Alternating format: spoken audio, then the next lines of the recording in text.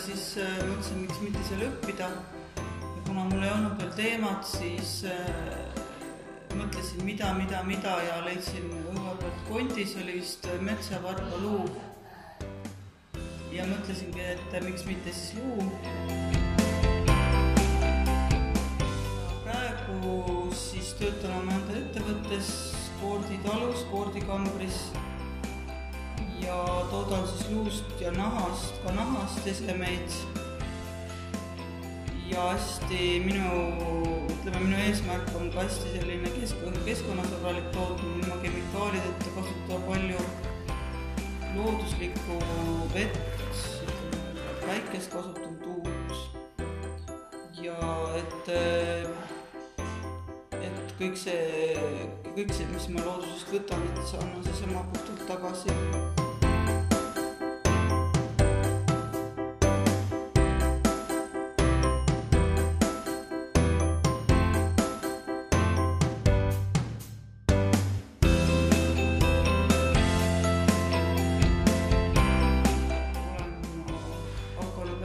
Taimedega, sest et katsetused on näidanud, et luu võtab väga hästi värvi külge ja miks ma seda teen, sellepärast, et oleks endal nagu põnevam ja et ka inimestel oleks lihtsalt valikut rohkem, sest neile meeldib see taimevärv, see taimemuster.